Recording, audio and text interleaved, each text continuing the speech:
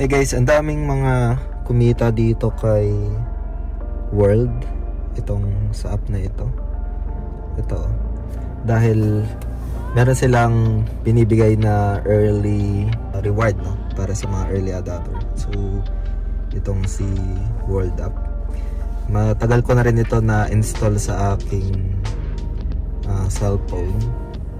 Pero today, if na-late ka dito, you can just explore yung isa pa sa app na pina-farm ko, no? Yung isang app na pina-farm ko.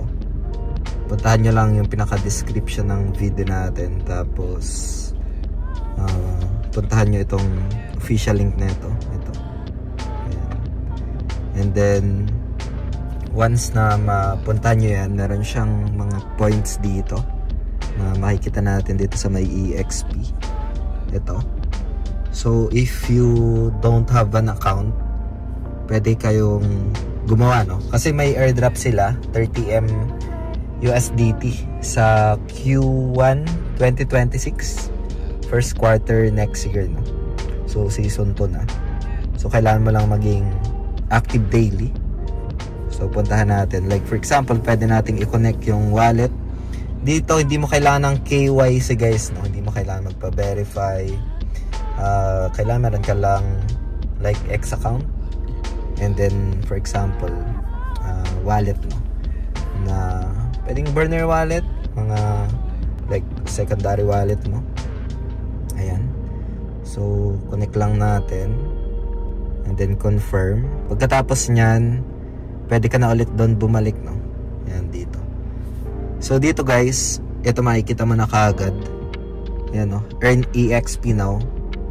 So once na magamit nyo yung official link natin, merong 30,000 EXP, no? Ayan. So earn EXP now. Ayan, dito sa may tab ng EXP, oh. So meron ka agad ditong 41k, no? As mentioned, kailangan mo lang dito maging active daily. It takes 1 to 2 minutes. Matagal na yung 2 minutes nga para tapusin yung daily task. And ito is a potential airdrop guys, no? But then again, it's pretty optional naman sa end ninyo. Dahil yung airdrop naman is purely speculative yan. Hindi siya guaranteed. Pero as we observe sa mga previous airdrop, ito nagkaroon na ng season 1 airdrop So meron silang mga pinamigay na free sa mga active sa community. And isa ito sa pina-farm ko rin.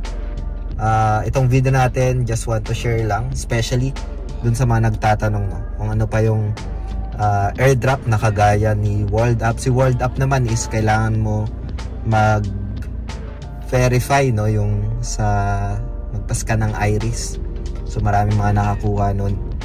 And dito naman, daily task, no, na kailangan lang maging active, tapusin lang yung daily task. So once na ma-visit, back mo lang siya. Once na ma-visit mo yon, verify mo lang. Ayan. And then you'll get additional tokens dito guys. So garit mo lang. And ito pala, meron pang mga naiwan. So ganun lang yung gagawin dito. It's a simple task lang dito sa may starter pack. So daily task as well. Ayan. For example, visit lang. And once na ma-visit mo yan, balik ka lang ulit doon. Scroll mo lang siya ng konti, tapos back mo lang siya dito. Ayan, back. And then punta ka lang dito sa EXP. And then verify na ito. Ayan. And makakakuha ka ulit ng additional EXP. So garit mo lang ito. Ganun lang siya. Daily check-in as well. Merong 200 o plus 200. And marami pa dito na task wherein you can get additional points. So from daily task, time limited task, starter pack, natapos ko na ito doon sa aking main account Ayan. So kailangan mo lang i-visit yan and then verify. Pagkatapos na ma-verify yan, meron kang makukuha na pinaka-EXP. Yung EXP na yon, mako-convert yon into Soso tokens, no, na ipamimigay nila next year. So first quarter 2026. Yun yung nakalagay doon sa kanilang website, white paper nila. So Then guys, you can just visit and then verify. And right now, V0, kailangan mo lang maging V2 dito. Ayan. So, meron din silang time limited task. Makakakuha ka ng 5K na EXP. Ayan. Daily task. Starter pack as well. Kung meron kayong mga questions guys sa mga airdrop na pina-farm natin, feel free to comment lang sa comment section ng video na to, no? So, ito yung isa sa mga pina-farm ko na airdrop. Latest na pina-farm ko, season to airdrop. Kanilang distribution would be next year guys, potentially first quarter ng 2026. So, yun guys, maraming salamat ulit sa panonood. Ingat tayong lahat. Peace out.